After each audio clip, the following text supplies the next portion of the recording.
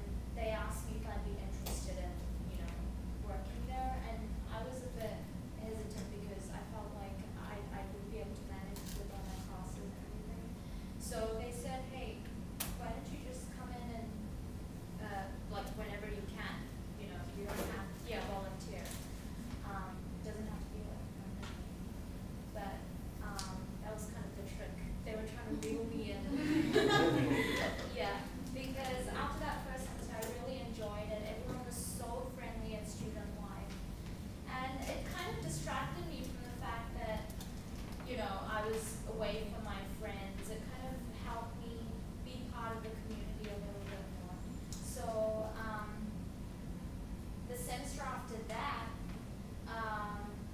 Liz, she works at our student life office. She asked me if I'd be interested in being like an FYE director, and she told me everything that it was about. And I thought, hey, why not? Let's give it a go. And it's been the best decision of my life because now I never have to, I guess I will always miss my friends, but now I know that I have you guys.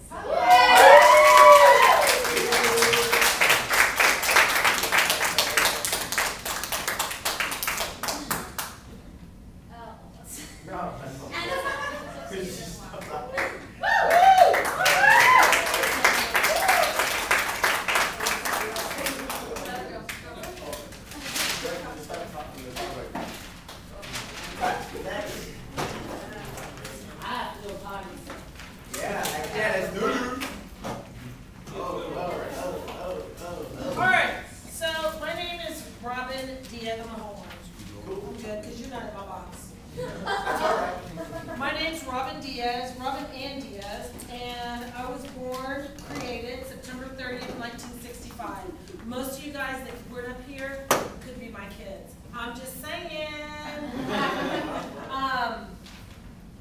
I'm the youngest of 5 girls. See, all the little brown girls have dresses on, except one, and he's the tall one. That's my dad. So yeah, I'm the orange one with orange hair. I'm orange. So yeah, I have orange hair. I was born in Frankfurt, Germany. My dad was in the military. And I'm the youngest of 5. It was a sunshiny day, I'm sure. And then my dad stayed in the military. We went to New York where my parents grew up. My mom is from, and he grew up, he lived in Harlem also. My mom is from the Dominican Republic, and she came to this country when she was about 12. And at that time you had to have sponsors to come to the U.S. and Adam Clayton Powell sponsored my mother and her parents.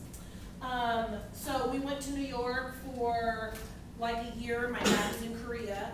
I was young, obviously. I was just born, and then we moved. When he came back from Korea, we moved to Oklahoma for 18 months. My dad was in school. I don't remember it. I remember we tried to fry an egg, and I think my address is something like 6555B Kaiser Road. I must have had to remember it in school. Because that's awesome. That's it. And I think I might have peed in my chair in that school. I think I was scared or something. I think I might have peed in my chair. And then we moved to Italy, and I was, actually I wasn't in school there. Where I was in school here. I think I have these backwards.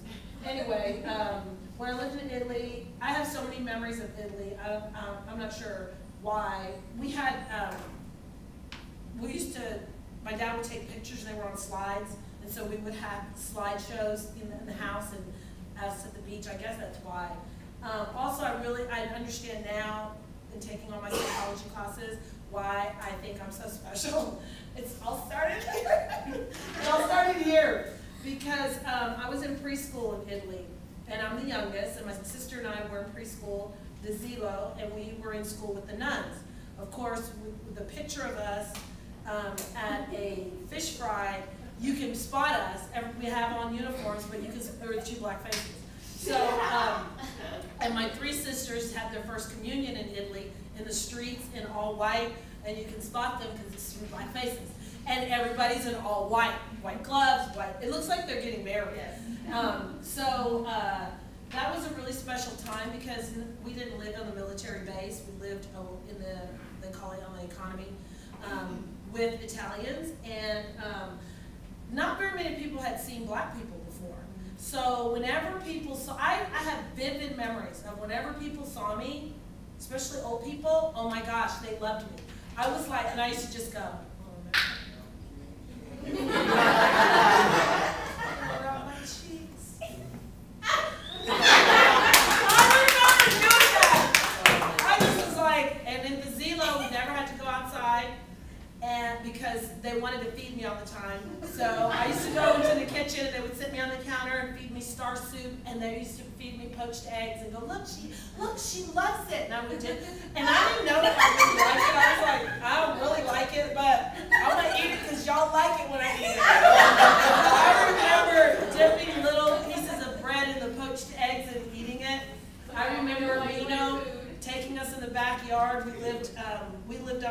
top and they lived on the bottom, and there was we lived down a dead-end street, and there was a vineyards, and we used to walk through the vineyards and pick big leaves in case we had to go poop. We never had to go poop, but we used to do it anyway. Because that's what my mom used to tell us. You know what? Those grapes are going to make you have to go poop. So me and my sister would collect leaves. But we never had to poop, but we did that. That was a poop story. And Mino, the people that owned it, Mino and Leandra, he used to take us in the back and go, come on, and used to wring the chicken's neck while we were watching that. I don't know. We used to go to the beach and get crabs, and Mino used to sit me on the table, and he would put the crabs in the pot, and then put the top on the pot, and I used to watch the crabs try to get out of the pot. Little did I know they were dying. I did not know. Okay, so I have so many good memories, and also I think I have good memories in Italy because we moved to Germany after that. My dad got stationed in Germany, and every summer we went to Italy. We drove to Italy across the Austrian border, in a station wagon. Of course, me and my sister had to sit backwards, the vomit chairs. We had to sit backwards, and when we crossed the border, we used to have to get out of the car. It was like, I have to get out of the car because I never see any black people. So we used to all get out of the car, and they would take pictures, and all the soldiers at the border would be like with the whole black family. I didn't realize it then. Just, you know, I look back and I'm like, oh my gosh. So then we moved back to the U.S. and we lived in Massachusetts for 3 years on Fort Devens, and that was awesome. Ice skating, the field across from the house after living all these hot weather places. Ice skating, that was awesome. Then sunshine, of course, I was there. And then we moved back to Germany when I was in 10th grade, so 9th grade. So I went to 4 different elementary schools in here, and then I went to 9th grade, moved to Germany. 10th and 11th grade, we lived in a dorm in one part of Germany because my dad was at a small military base that was British base. And so we used to have to take the train to school in Germany. We lived in a dorm. Me and my sister were out of control. So my dad had to get, my first concert was Queen, my second concert was Earth, Wind, and Fire. Okay, so then Go Wolves. That was the high school I graduated from. I went to 9th and 10th grade here, and then I graduated at a school that I only went to 1 year. And I know more people from that school than anywhere else that I lived. And I really do. And it's kind of crazy. Then, let's see, I'm in Germany. Where am I at? Oh, I'm in Germany. And then we went to Fort Hood after I graduated high school. I was the only one that traveled with my parents back to the States.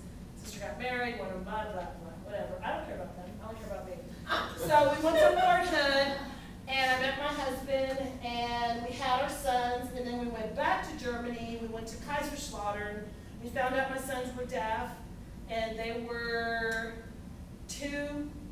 We came back to the U.S. a year later, the military, and I had my daughter, and so I have 2 twin boys, and I have a daughter, Dallas. They're 4 years apart, my sons and my daughter. And my sons, I drove from Fort Hood to Texas School for the Deaf in Austin for 2 years. I drove them to school every day from Fort Hood. And I decided I'm not going to drive anymore. I'm going to move to Georgetown. So I moved to Georgetown, and there's a courtesy bus that comes to Georgetown that goes to Texas School for the Deaf, which if some of y'all don't know is on South Congress. But the elementary school used to be on the corner of 183 and Airport Boulevard. That building that when you're on 183, you exit Airport, and you come around that turn, there's a fenced-in building right there on your right. That used to be the elementary school. It used to be called East Campus, and that's where I used to drive to when I drove my sons to school. And you'll see it now when you go. You'll be on 183, you'll exit Airport Boulevard. It's right there on the right, and I don't know what's there now. But it's still fenced in and gated and everything, but there's a business or something there. So both my sons are deaf. They graduated from Texas School for the Deaf. I am a soccer mom. My sons never played soccer, my daughter did, but you know, athletic mom. I was on the bleachers. I went to all the games. I traveled to Louisiana to a game, slept in the car because I forgot there was no hotels in Louisiana. I brought stuff for everybody. I was on the field. People would ask me, how do you get on the field in the track meet? You walk. You walk on the field. shirt, you act like you know what you're doing, and you walk on the field. And so I was always on the field because the kids, there's only one, in case you guys didn't know, there's only one deaf school in all of Texas. So as minorities, a lot of us in our culture, doesn't matter what minority you are, even if you're a poor minority or, you know, whatever you want to call it, you don't send your kids away when something's quote unquote wrong with them. So those are the kids that probably never get to go to Texas School for the Deaf. When I went to Texas School for the Deaf, I kept wondering, why are all these parents deaf? Because they know what it takes for their child to be successful. And they're not going to waver at all anything. Nothing's going to get in the way. Their child cannot just go to any school. So that was one thing that I learned at Texas School for the Deaf. But when my sons were seniors and had their athletic banquet, my husband and I, different plaques, it was funny, they must have knew something was up. Different plaques we got for supporting the kids because we were at every game, you know, they're deaf. And our kids used to get off the bus looking scraggly, you know, but they would whoop up on some butt, some hearing school butt. And, you know, there's only one coach, sometimes two coaches. And if you're over at the shot put, those of you that have ever been at track meet, the track's over here, the shot put's way over there. So I would be at the shot put going, what are you supposed to be doing? You're supposed to be practicing, start practicing. I'll be at the long jump. The coach would be over there. I'd be all over the field helping the kids, you know, doing, you know, what I was supposed to do. You need to get up. Oh, you're on, no, you need to get up and run. No, you don't get the choice. That's not a choice. You're running the race. So my sons graduated in 2005, and my daughter graduated from Hutto. We moved from Georgetown to Hutto. She graduated in 2011, and she's 21. So she also graduated from ACC with a sign language interpreting degree. She's still going to ACC. She wants to be a doctor today. I don't care. And now I worked with special needs kids. It was a total accident. Not really, but you know, I was volunteering at school. My sons finally went to TSD. I said I want to spend time with my daughter. So I didn't work when I was in Georgetown. I said I wanted to be the room mom and all that good stuff. I liked kids. I've always been good with kids. I started volunteering. I started being a substitute. Got hired as a special ed aide. Worked in the school district for 10 years. I had really good teachers, really good leaders, and the leaders that were around me were really good at behavior. And so that's what became my thing, is I was really good with kids with behavior, emotional, anything, autism, Asperger's, emotional problems, everything from 5th grade down. And I did PE for 2 years in that 9-10 year stint, and that coach was a great leader. She taught me how to command a room of 500 kids. There was a reason why I was put with the 3 leaders that I was put with for those 10 years, because they were true teachers. They didn't just teach kids, they didn't just teach parents, they didn't just teach the kids, the teachers around them. They taught everybody. When you're a teacher, that's what you do. You don't pick who you teach, you just teach. You teach all children, and you teach their parents, and you teach everyone, and that's the people that were around me.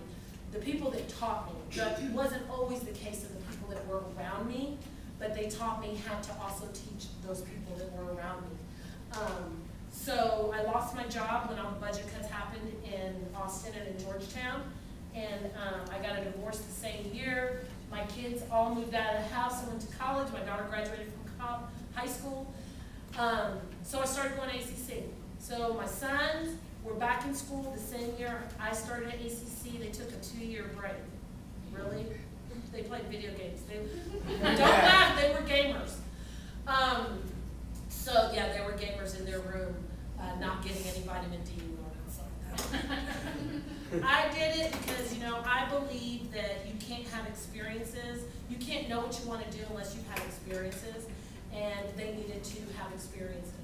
And you can't know what you want to do at 18, 19 years old. There's, you know, it'll be a fluke if you end up doing that and enjoying it, and that's. So I let them do that. They're back in school. My sons go to school in Big Springs, Texas. There's a 2-year deaf college connected to Calrk College. It's called Southwest Institute for the Deaf by Odessa, Midland, Odessa. And I'm at ACC now, and I'm doing therapeutic recreation, and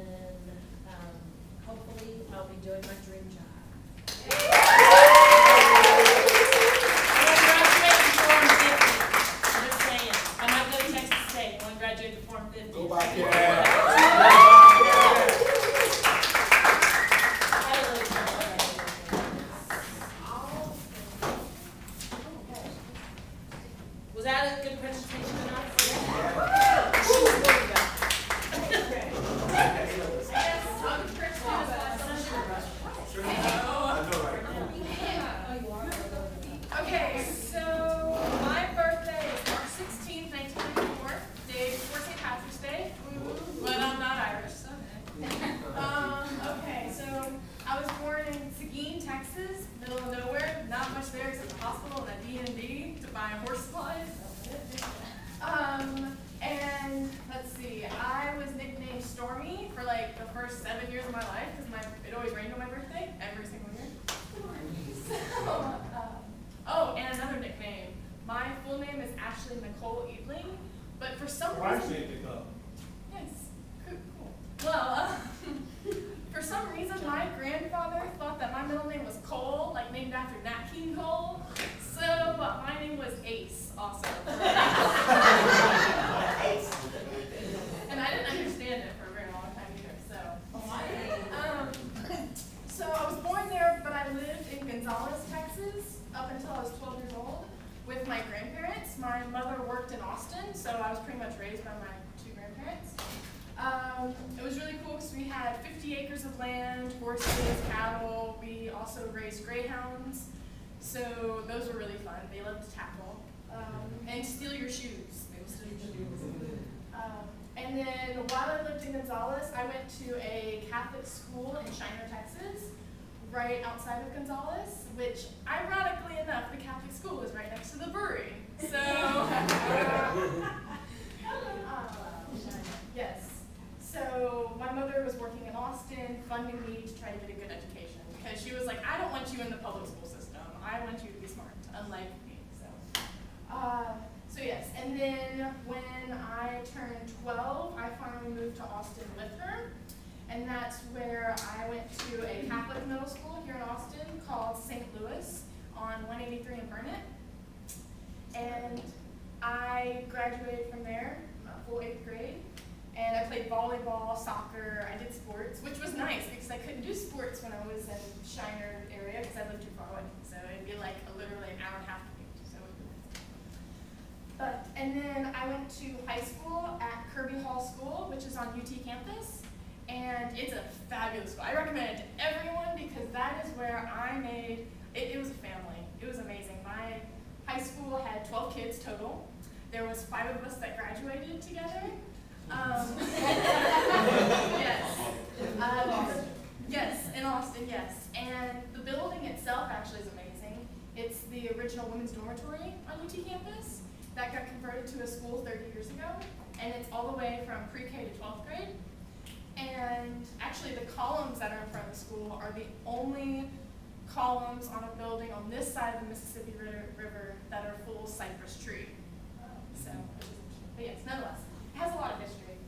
But yes, that place became my home most of the time. Like for the high school, we had what was called a senior lounge, which we were given one of the rooms that was a dormitory room to decorate and do whatever we wanted to it.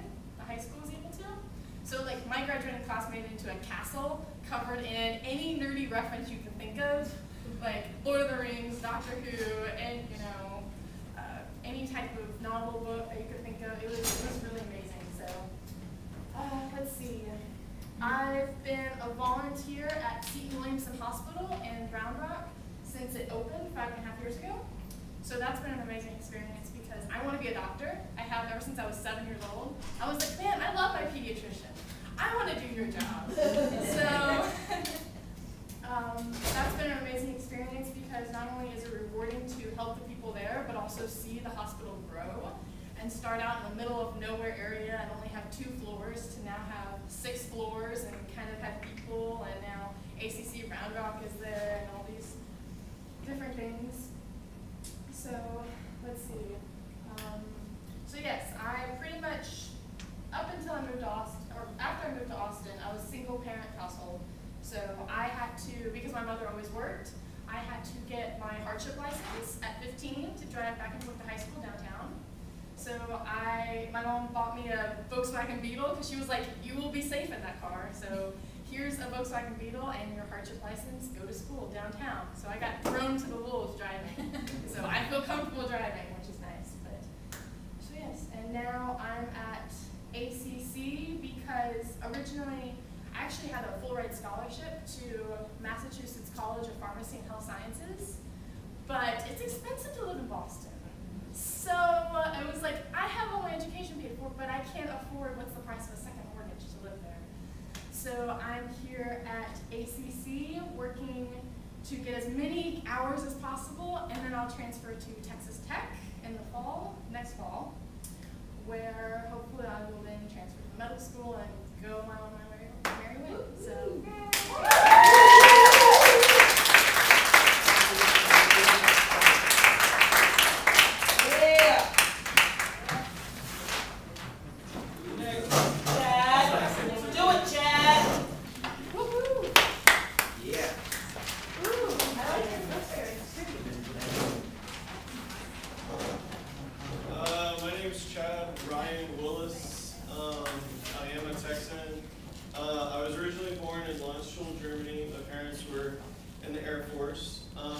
I have 2 older siblings, a brother and a sister.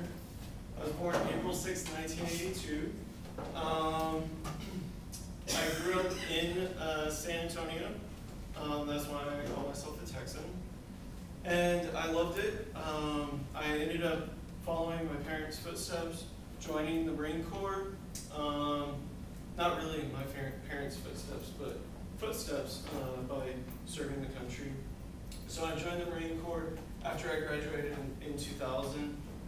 My parents actually divorced, taking a step back, divorced in 1995. So me and my mom got to know each other from 1994 until I graduated, and she's probably the love of my life.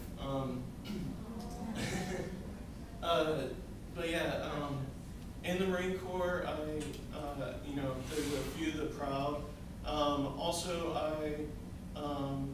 I came out in the Marine Corps. I almost got kicked out under Don't Ask, Don't Tell. Almost. It was a feat.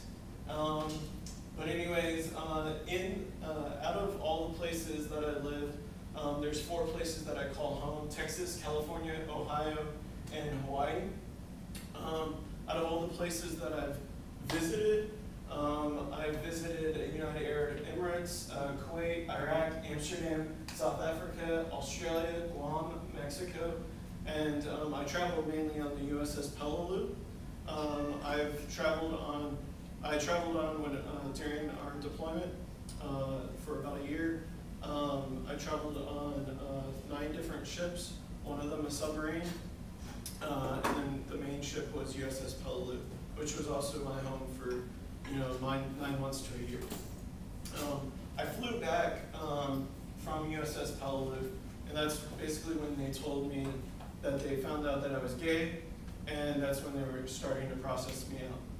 And so that's it's a long story, but it's what happened, and I ended up fighting it and saying that I didn't have a lawyer basically present when they showed me the pictures, and I couldn't tell them exactly what kind of have an explanation there. That, and they also did what was called a witch hunt, which is illegal, or was illegal then as well. In the 5 months that they were trying to get me for Don't Ask, Don't Tell, I also had a first sergeant that was trying to get me to tell her that I was gay. When I told her I was gay, she ended up trying to hit me up for Don't Ask, Don't Tell on the 2nd charge, and basically trying to get me a what's called bad conduct discharge, which also affects your credit and all that stuff. So that's the story of me being in the military. In 2004, I ended up getting out on terminal leave. And that was another thing she was trying to stop me from doing. I had 3 months of terminal leave. She wanted to take all of that money that I had saved up for terminal and take it away from me. So anyways, when I ended up leaving and everything, it was on great terms. And then a year later, I actually went back into the Marine Corps and served in San Antonio for 3 years. So I have a total of 7 years of service in the Marine Corps, and I loved it. I loved serving in the recon unit down in San Antonio. It was probably my favorite unit. I got to do everything from skydiving, spy rigging, which is where you basically swing from a single tangent line with 4 to 5 other people, And I did that. I did like Navy SEAL type stuff. And here I am, I'm just a computer guy. So some of my favorite things are bananas, the color blue, sweet tea. I love Batman, I don't know why. Yeah, I love Batman and Twizzlers. I started my college on the USS Peleliu, taking classes from my staff, the officers, and that they give you credit through Central Texas College. And then shortly after that, when I came to Austin, I started doing University of Phoenix online. And then I decided after a while to just go in and actually do classes and come to ACC. I am getting my business and administration degree, and my goal is to be an entrepreneur, which I guess I already am. I own 2 companies. One's a computer company, one's a healthy organic dog food, dog treats company, and it's actually what I want to do with my life, and so that's what I'm looking forward to. And I did get out of a 10-year relationship, and in 2002, when I was still in the military, I thought I met the love of my life, and we were together for 10 years, and in 2012, he left me when he found out that I had some complications, or some health complications came up, and so he left me, and so now I've actually found somebody that, surprisingly enough, it's been 8 months to 9 months, and I have more of a connection with him than I ever did with the 10-year relationship, so I'm really excited.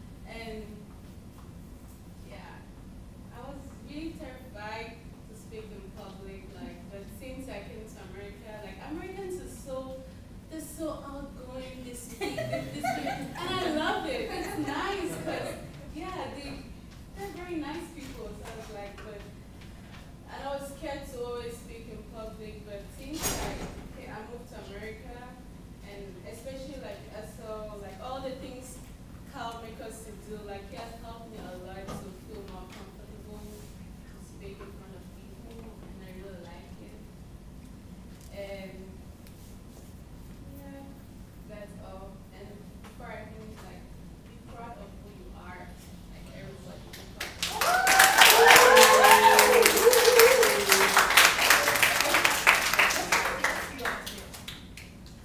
All kinds? Yeah, like, all. But I guess it's like, oh, I'm We ready. got about 5 more. Who's next? Keep it rolling.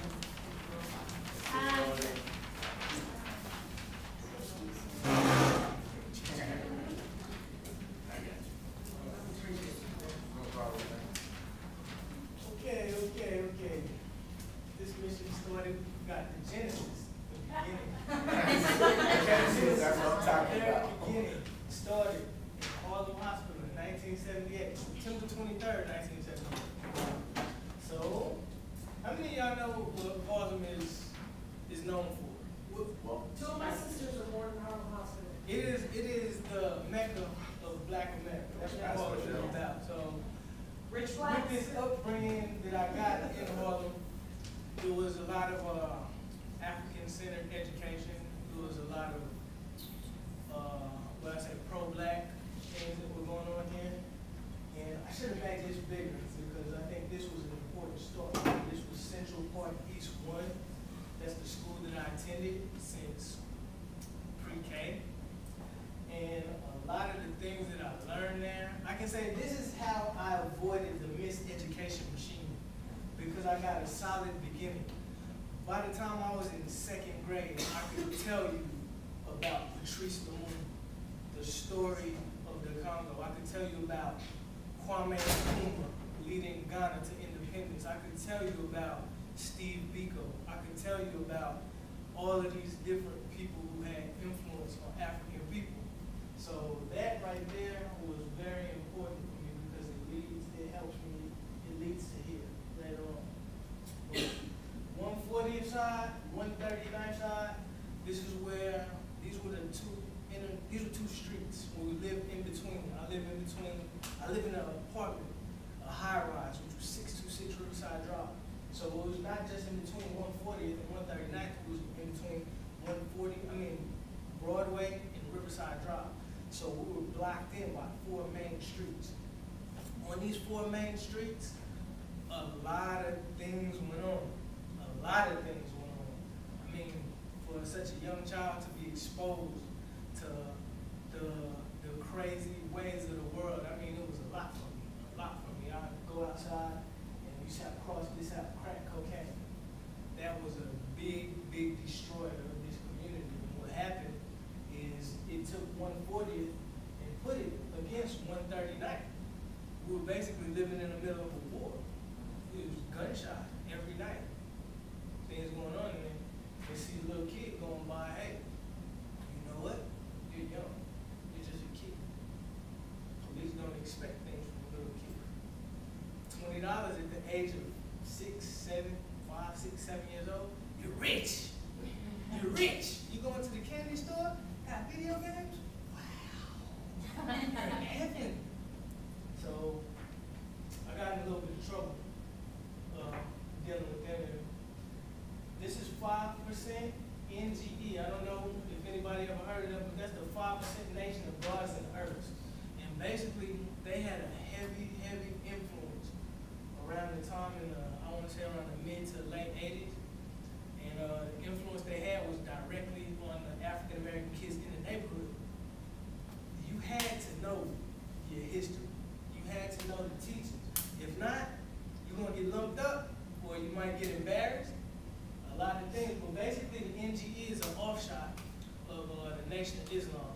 And it was founded by a man named Clarence X. 13 Allah, also known as the Father.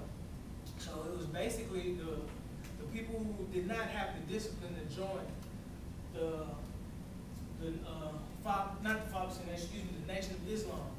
It requires a lot. I mean, you have to be very disciplined. So the Father, Clarence 13 X Allah, he hit the streets and he began teaching the youth about supreme mathematics, supreme wisdom. Now, it's against the rules of the Nation of Islam to teach supreme wisdom to anybody who was not a member.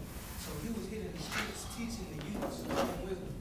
So that was another, I could say a good stepping stone for me, having all of that knowledge from the Nation of Gods and Herbs.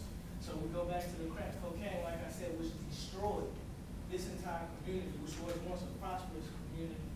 It destroyed everything. My grandparents, let me rewind it a little bit. My mother, let's go back to 78. My mother left me a year after that. So it's a bittersweet thing because I lost my mother at a very young age, but there was never that attachment, you know. So basically, my father wasn't around when she would come to visit. So basically, the main people who were associated with my upbringing were my grandparents.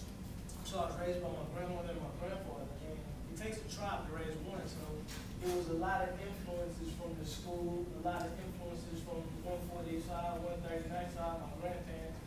They pretty much have established me from this point. So, like I said, I mentioned I got in a little bit of trouble. My grandparents said, "Hey, listen, it's time for a change. We got to do something different because you're affecting, you know, you're putting my life in danger. You're putting your grandfather's life in danger." So, my grandfather being from Texas, Austin, Texas, we figured, hey, it would be a good move. They brought me down on a family reunion, and I mean, it's polar opposite from what I was used to. You could see the grass. You could see the stars. You could see the clouds. You couldn't see any of that in New York because of the small. I mean, totally different world. So I was in love. I loved it. So I ended up in Austin, Texas in 1989 around December. And I remember going with my aunt to go see Harlem Nights that night, the same day we moved here. I grew real close with my aunt Adrian. I later on went on to Andrews Elementary, who helped us. How many of y'all know a counselor in Eastview, Marcus Creighton? Anybody here know Marcus Creighton? Marcus Creighton, his mother was my 3rd grade teacher, my first teacher in Andrews Elementary. So that was this like small world. I just recently started speaking with Marcus and found that out. So found out that was his mother. So I thought that was pretty awesome. So from Andrews, but I met a good friend. I also got to mention a friend who I met in Andrews who helped me feel comfortable because I first moved, I had a bad accent. They used to tease me, "Yo, it's that kid from New York. Come talk for everybody." And then you talk like a weirdo, man. You're not one of us. So, but a brother that made me feel real comfortable named Nicholas Jordan. So I got to keep him in my head. So just fast forward a little bit, a couple years later, moved on, went to Pierce, right down the street, Pierce Pirates. Pierce was cool. From Pierce, went on to Keeling. And I was in, Selena Cash was the principal at the time, and she was friends with my grandfather. So moved me directly into the magnet program. Spent 1 year in Keeling, got out of there. This is where the trouble begins. Reagan Raiders. Oh man. Oh, I gotta tell you a story though that happened in Keeling. I was sick one day going to school. And I'll never forget this lady, Coach Scott. If I see her now, I was sick. And we had to do squat thrusts if you did not dress out in your gym clothes. I was never a fan of dressing out. I have to use the bathroom, Coach Scott. You don't understand. You have to do your squat thrusts before you can do anything. Sat back, did my 20 squat thrusts. Oh God, I want to go. The bathroom was locked. Locked. You want to talk about embarrassment? Wow. They call me Bobby. I earned the nickname Bobby Brown.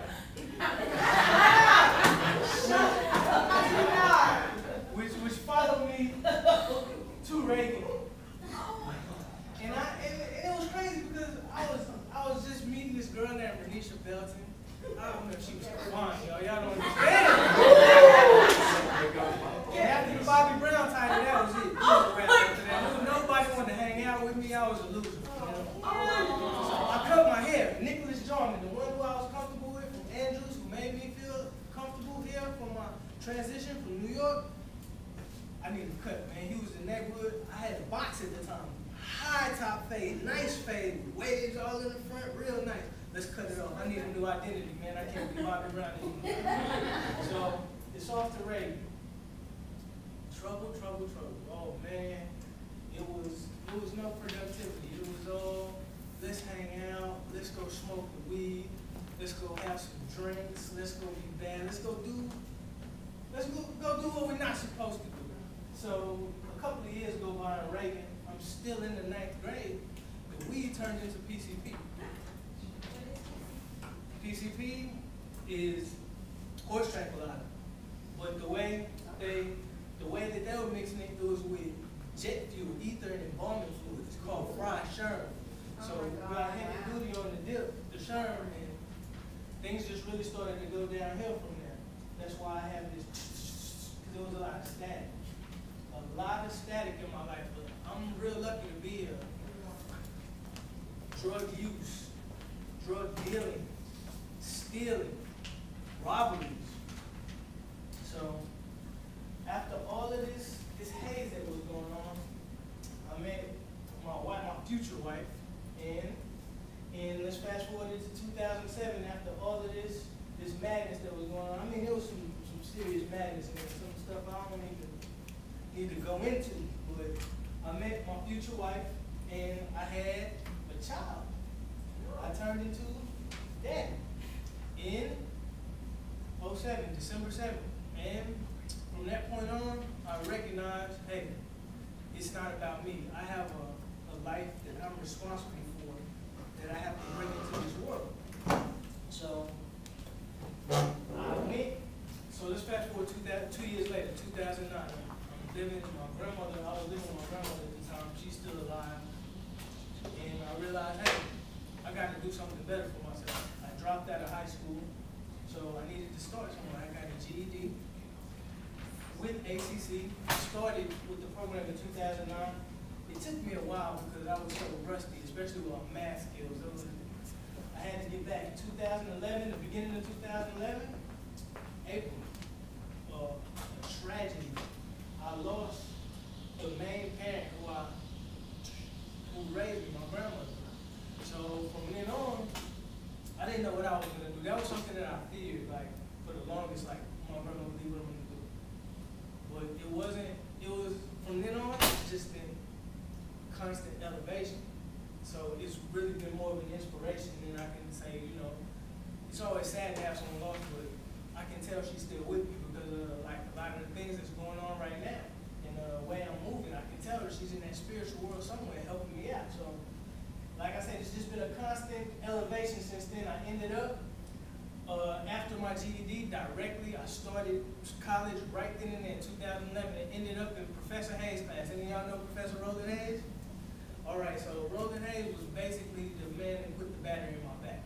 A lot of this stuff that was lying dormant in me that I learned at CPE, that I learned from the gods and the earth, it was untapped. Nobody ever reached back to, I met Professor Hayes, stuff started going on. Hey, from this stuff that I learned back then and there, how can I apply it now? What are we gonna do with it? And Hayes helped me cultivate ideas, and I said, hey, this is the right move. I'm in the right spot. So things started to just keep elevating, keep elevating. Ronnie, I don't know Ronnie Washington, he came to me one day and started to speak to me. He said, I think this is a good position for you, man. You're influential around the campus, you speak well with others, and you carry yourself in a way that I think will be influential on others. So I think you should check out this first year experience that we got going on. That's that. And we're gonna see where we go with it.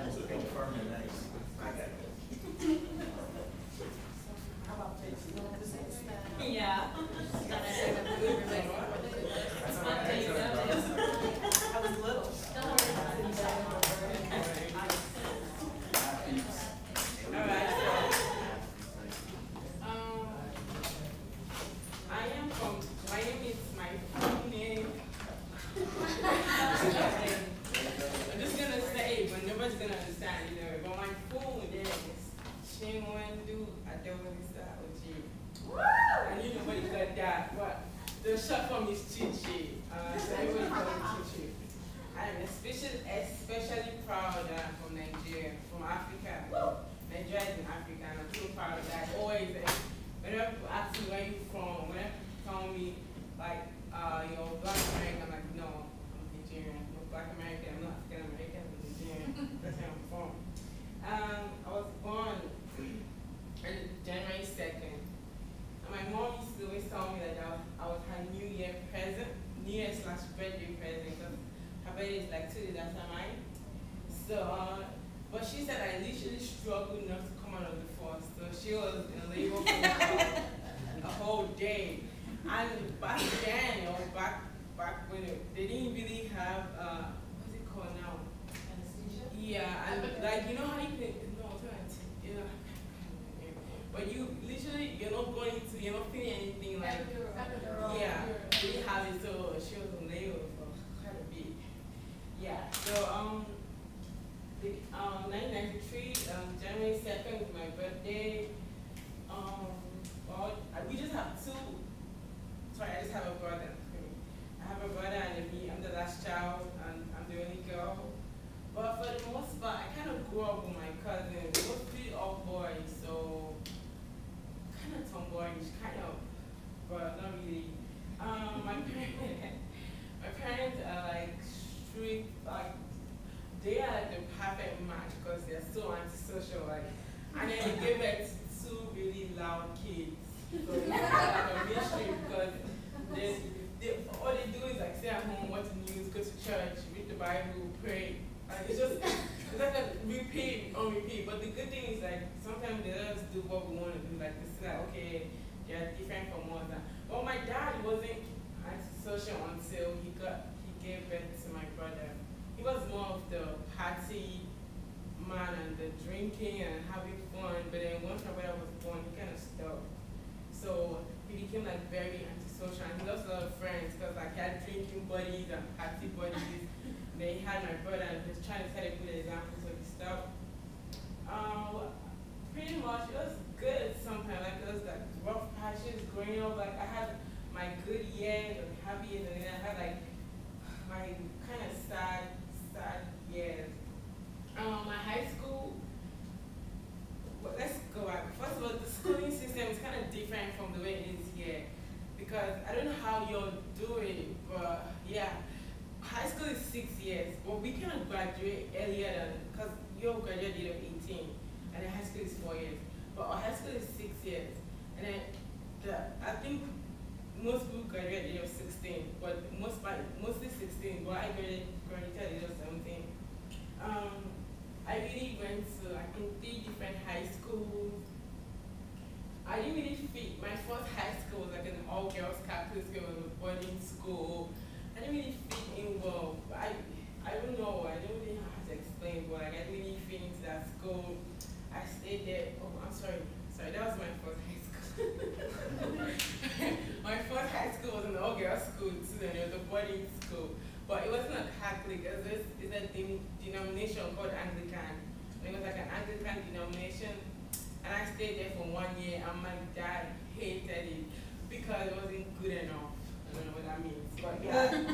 we went, then I had to start all over again from Roach High School, but then instead of me transferring, they was like, no, you should have a fresh start, blah, blah, blah, whatever that was. So I started all over again. I didn't really fit in that school. It was kind of weird. It's just, the culture was different here, the way things are done in high school. So I can't really explain to you how it was for me, but it was weird. I didn't really fit in. So yeah, but I left the high school and I went to another high school, and that was like the blast of my life. But that's that. My first 3 years was in would I call it my first? It won't be because I did. Sorry, it's complicated. But anyway, 3 years it was in the first school, the Catholic school, and it was kind of sad and it was depressing and it wasn't really my thing. During that time, me and my brother, we were like the only kids you think like we'd be like so close. We used to fight a lot, and we used to never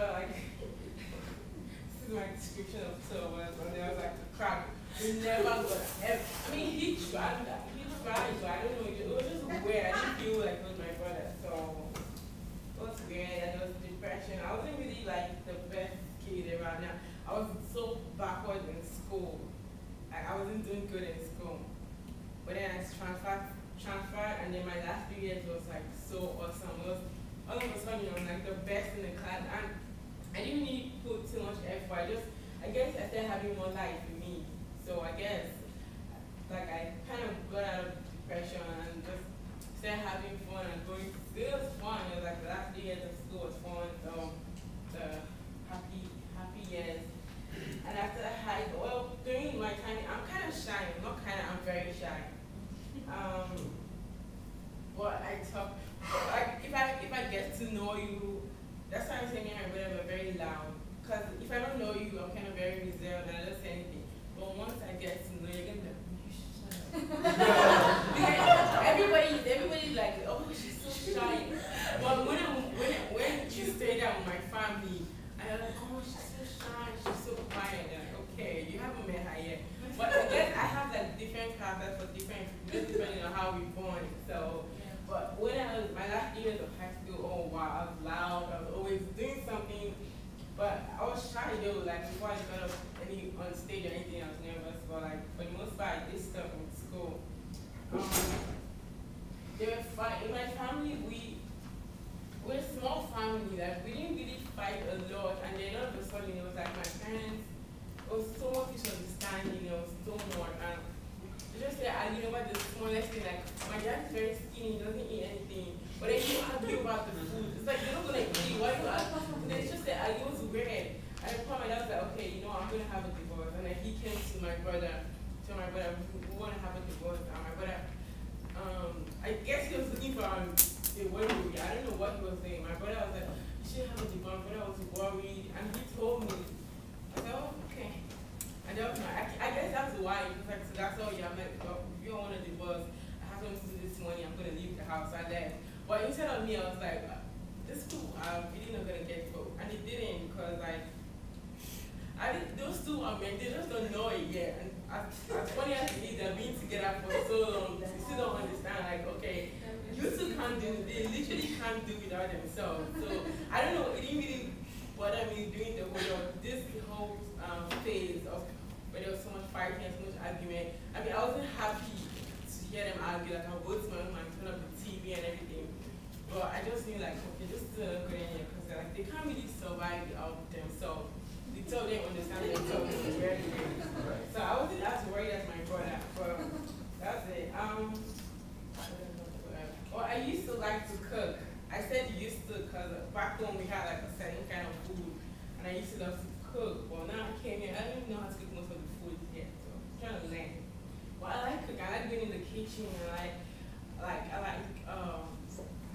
cleaning and cooking. My cousin always teases me like, you should just be a housewife. Be a housewife. You'll be good because if you're not in the kitchen, you're cleaning, you're scrubbing, you're something. So just be a housewife. That's what's good for you.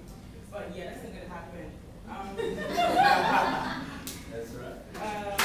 But then I moved to the US. I really didn't want to move here. My final year of high school, me and my friends, we had like this awesome plan of how we're gonna go leave Nigeria and go to Ghana, and we're gonna like rent a room and go to school. And it was so much memories and everything. And then all of a sudden, my dad was like, "Yeah, you need to start studying for the SAT." I'm like, I don't really want to study. He's like, "Yeah, I paid you should study. You have no choice." So I started studying, and I'm kind of competitive, so I don't like to fail. I really, when I get C's, it makes me, like, I cry because I have C's. So I studied for the SAT not because I wanted to make my dad proud, just because it was just a fear was in our school at the SAT. So I almost like, I cannot be the last, I can't be the second to the last, and I can't fail. So that's why I studied, and I did real good. And then she's like, okay, now you did good, you need to study for the TOEFL. That's like a test of English as a foreign language, because English is not my first language. And English, I kind of like English, so that was like a breeze, and I passed that.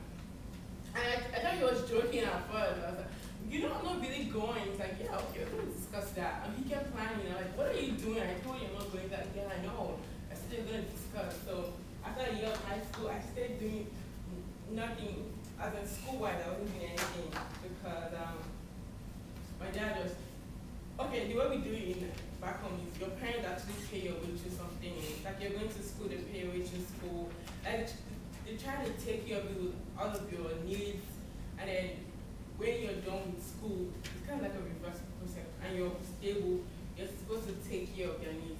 They don't really tell you just the culture, you grow up knowing, like I know, whenever I do finish school and everything and I settle, I'm going to bring my parents here. I just know it, like they didn't tell me, well that's the way we do it, because they take care of all my bills, like I don't have any loans and anything.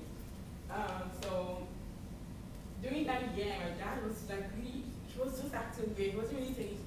He wasn't really acting like he wanted me to go to school. Because what he was doing was, he wasn't telling me, but he was trying for me, he was already like applying for me and everything. So you felt like, okay, what are you doing? My mates are kind of getting into college and university, and I'm just sitting down doing nothing. I just said, I know what I'm doing. And I kept telling him, I don't want to come to the US. Like, I know this is like something I wanted to do. You're my last baby, and you need like a change of environment, change of culture, and everything. So after the arguing, I was like, okay, you know what, whatever, just as far as I'm going to school, if anything that makes me happy. So I did the whole visa thingy. I came here, I came here, like, I think I was 18 when I came to the US. Oh, my first year was so crazy. I didn't come here, I went to UT, Tyler, sorry, not UT Tyler, I went to Texas College in Tyler. Tyler's kind of like a small town, but I went to the school for a year, and it was crazy. It was my first year here. The school was a black school, and all everybody did for the most part was smoke weed, party, and shoot some crack. And it was like, I'm just, yeah, this is my first year. It was like, you need to come back. I never smoked weed. You need to smoke some weed. I'm telling you. Doesn't do anything to you. I was like, oh my God, it's so hard. Now, no, I don't mean it was so hard like I smoked, but I mean it was so hard like the pressure to come and smoke and come and breathe. Right. She said she did it. Or it was so hard, but then again, me and my brother wasn't so close, but my cousins and everything, I wasn't really a passive girl already. It was just me, and I didn't like to smoke. And I've seen my brother smoke and everything. I've seen my cousins smoke. And I like my family because the younger ones, we try not to hide. We try to let like my younger cousins, I try to let them learn from my experience. Like I told them, this is what I did, and this is bad, you shouldn't do it. So that's how my cousins are, the relationship we have, we are so close. So they tell me, you know, I did this drug and this is really not good for you, and this can happen and this can. So already I came with the mentality that I'm not going to smoke, I'm not going to do anything that can damage me or something like that. So, but it was really hard, but it was my first year here. I didn't know anybody. Everybody's trying to make me do something, and I was like the nerd. Because I was always going to class, and it was a university, but it was a small university. And I was always going to class, and I was just weird. I was making A's and B's, and I was on the honor roll, and it was like, oh my God, you're still here, you need to relax once in a while and have a drink, smoke some weed. I'm like, oh, I don't want to. But yeah, I was homesick and everything, bro. And after a year, I moved to Austin because it was kind of expensive for me. I'm international, so we kind of pay like way out of state, and then we have to pay out of pocket. We can't have financial and everything. So my dad was like, yeah, you need to stay with your, because I was by myself, like I had my own place. But I was like, you need to stay with your uncle for like a little bit. So things get better. So I moved here and I started going to ACC. So the fall. During my time here, I kind of changed. Like now I see what my dad is talking about. He kept telling me, you need to experience more culture and everything. My dad is wild. Like when I knew he has traveled to more places, business, and his business takes him around. So he's traveling, he's seen a lot of things, and he wanted me to experience that. And when I was young, I was like, what is this man talking about? I mean, right now I feel what he means, because my mindset is definitely the same. It's not the same as when I first got to the country.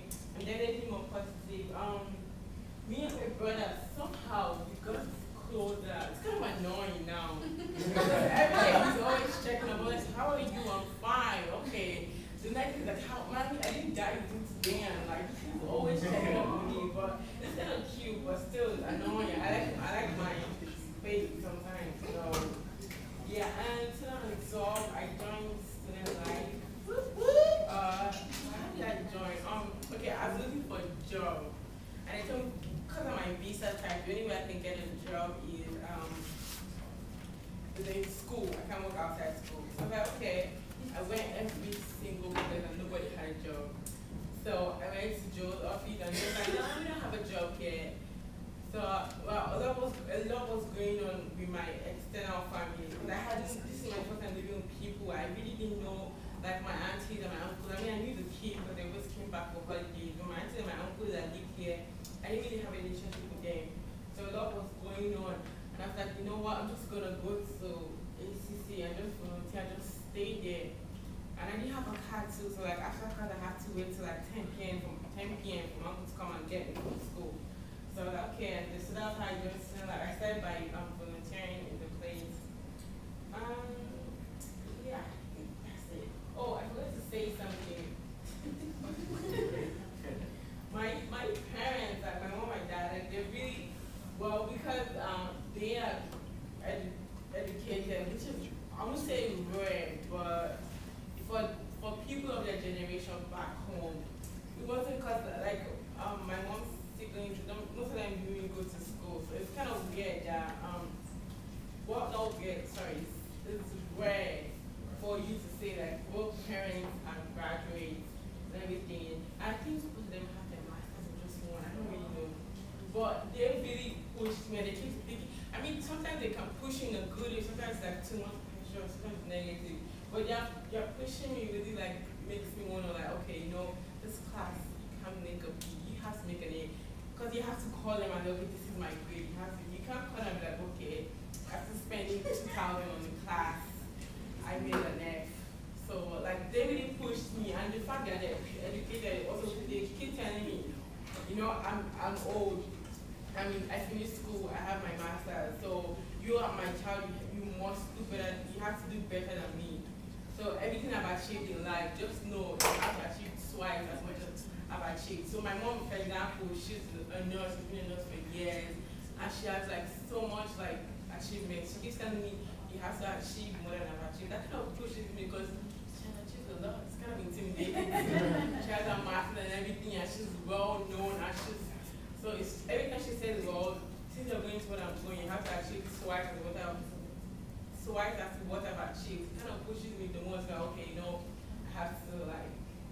So basically my parents are, I would say to some extent they are my work, but it's kind of weird to describe because they're like my positive work and sometimes they're like the pressure is too negative, like okay, this is too much pressure. So yeah, for the most part, those two people are my work and yeah, that's it.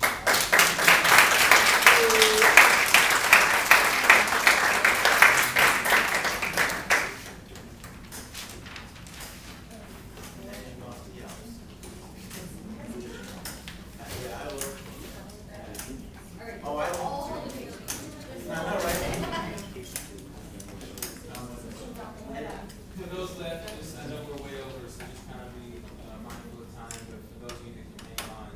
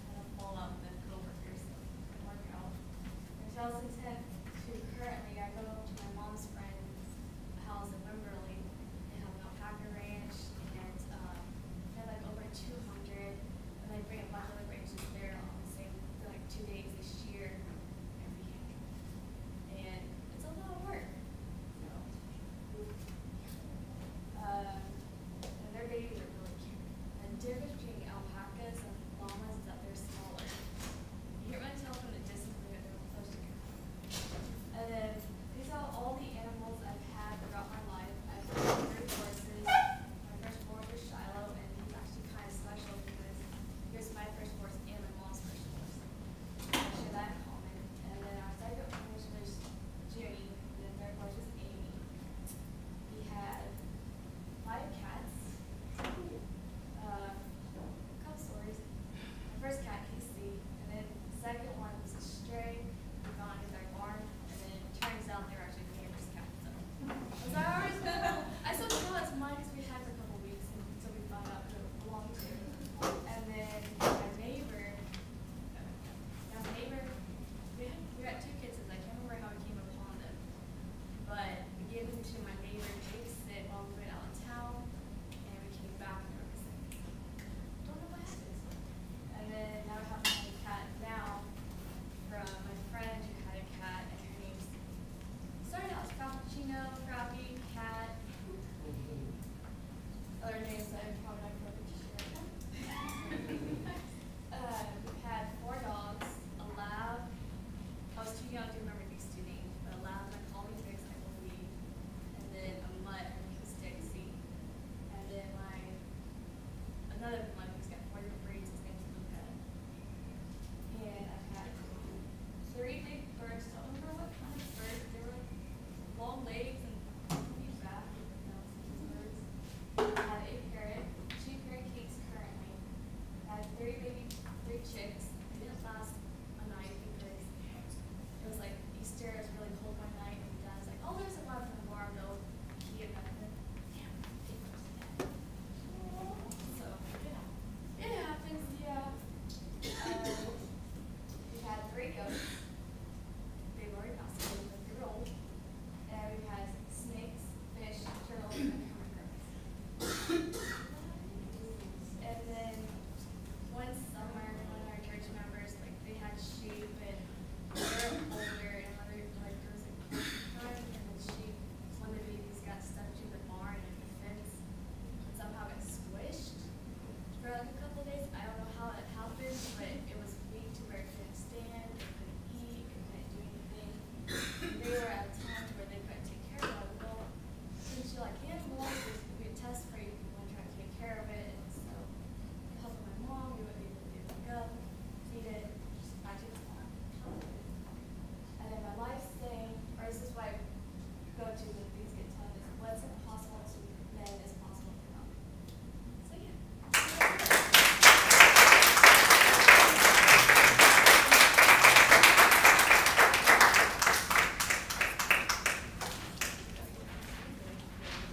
Oh, yeah, that one. Okay, so 21 years ago, in a beautiful day of spring, the sun was shining, and at 6:05 a.m., I was born. Thank you. And I was born in Italy. And pretty much, okay, when I was 2 years old, I got my first puppy. It was a Rottweiler. It was huge, and I loved it. And and from that time, I started to like I completely fell in love with animals. Like I kept having like dogs, and now that I don't have any dogs here, I feel like lost. Like I feel like a part of me is missing almost. When I was 3, I went for the first time. Like for the first time, I went to Paris, and it was not really a good experience because I got my like a back injury because I was like running. I was like horrible when I was little. I was like running away and like just a crazy kid. And whatever. And I still have the scar. For a couple of years, I was like hating Paris. I was like, I don't want to go back there. Like, you know. And then 4 years old, I started to play softball, and I completely fell in love with that. I will say one of the things I like the most in my life is like playing softball, animals, and swimming. And when I was 6 years old, for the first time, I came to US just for holidays though, with my family. And it was basically my first trip outside of Europe.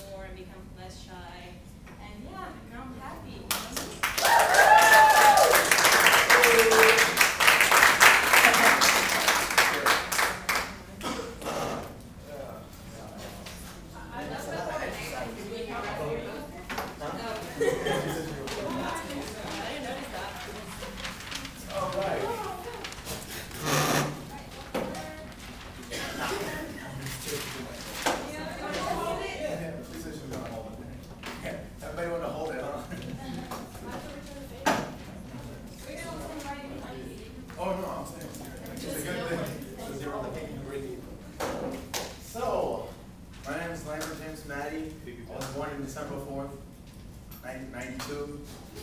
And I went to St. Joseph. It's a pre-K till 6, I believe.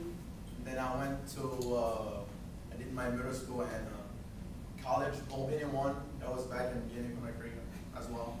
And on July 19th, 06, as you can see, I moved from the US to, I moved from Guinea to the US, which was kind of crazy. A big transfer from there to here. Kind of miss my friends over there, and ever since I moved, I haven't gone back there, but hopefully one day, one at a time, one step at a time, definitely get back there and then shake things up with my friends. And then when I first came here, as you see, I went to the Bedford High School. I spent 3 years there. I did my freshman, sophomore, junior year, which was, at first was kind of tough because I didn't speak English at all. And then within 3 months of staying in the US, started picking up English and writing. And I actually went through cartoons, like Power Rangers, Diego, Dora, all that kind of stuff. Hey, truly I did. That's how I learned a little bit of English and then through school. And the summer of 09, I moved here to Austin. I graduated from William. In 2010, I graduated from William B. Travis High School. It was really awesome. And then my mom was here for my graduation, which was really amazing. When I saw her, I was like, yeah! I went a little bit crazy, but we had good times. And oh my God, she's a big fan of soccer. I still have a video of her. The US, I don't know who the US was playing, but she's crazy. Like when it comes to soccer, it's funny. I have a hilarious video of her. But that was really awesome. And then after graduation, I started working for a temp catering company. 2 months located off I-35. It was really amazing. And then after that, in 2012, I came to the orientation, to the fall orientation at Riverside. But back then, I couldn't, or I didn't have time to apply at school because it was already too late. So I waited for the spring, and then I went through the spring semester, and then I enjoyed it. And then I met Paul at the fall orientation. He talked to me about student life. And then I kind of built a strong relationship with Paul. He was like, hey, my friend. I should got Paul with this craziness. Then I got into that, and then I came here in the spring, and I started talking to April, Chad, and all these other guys from the South Austin campus. Then I joined the director of Facilitator experience because they saw I'm really friendly. I just talk to anybody, smiling all the time. Acting all crazy, but all that stuff is good. And I went to the retreat, and I also speak English, French, Susu. Susu is an African dialect, which I speak with my siblings at home. And then I'm learning Spanish, Portuguese, Italian, and I do Brazilian capoeira maculele. That's it. Thank you.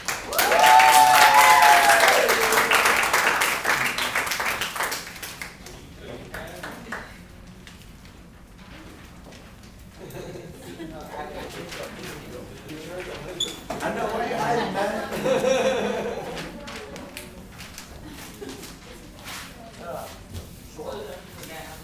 I'm happy to tell you a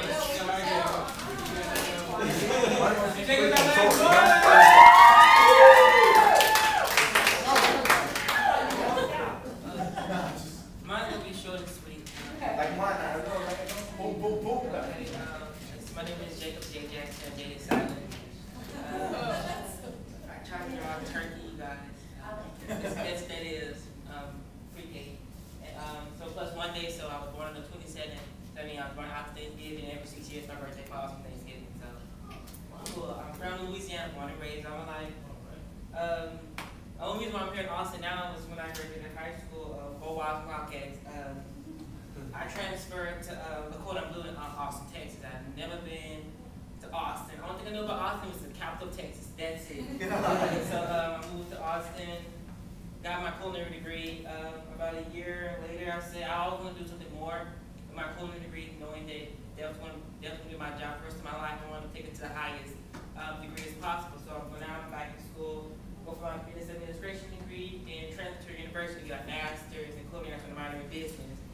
Then or more restaurant with a twist of Cajun and Italian cuisine mixed into one.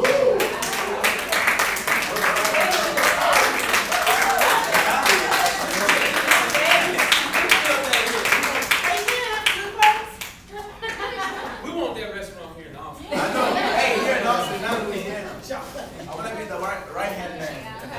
Okay, so listen up. We are. I know we are way over time. All right. So everything that I have for you all after, I'm gonna do in about 3 minutes. All right.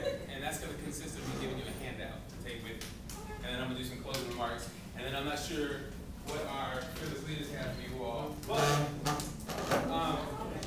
so let me say this. How many of you, after yesterday and today, feel a lot more comfortable getting up in front of folks? All right? Yeah. It shows. It shows. You all are fantastic in front of a group. And so I have full confidence. I'm excited that you all are going to be able to step right into those roles. And there's a lot of things that I think we all were able to learn from you all's stories. That you already have some experience. This is just a new opportunity. And so you don't have to worry so much about getting in front of a group. A, because we've practiced that, but then also because you all have had a lot of different experiences, I think to prepare you for the moments that are coming forward. What I am so excited about is 2 things. I loved hearing your stories. And I want to say thank you because I think anytime you tell your story, it's a gift.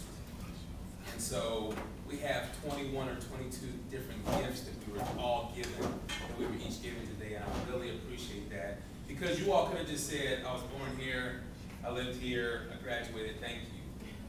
But I learned so much about you all. You all are intriguing, you all are entertaining, you all are exciting, you all are passionate, you all are compassionate, and so I'm just really, really thankful. And like I said, I know we went over, but it was worth it. Like these little moments where we got to learn more about each other, to me it was so worth it. So I want to say that. The other thing I'm excited about is when you all have an opportunity to tell your story, I think you leave footprints as well. And so hopefully when you all are now on your separate campuses, you can still feel connected to the people that are in this room. And you can reach out to the people that are in this room whenever you need. So I'm going to hand out, and I would like for you all as I'm handing this out to just read the first page. All right, and on the top it talks about attitude. And so I just want you all to read that. I got 2 or 3 more closing remarks and we'll be out of here.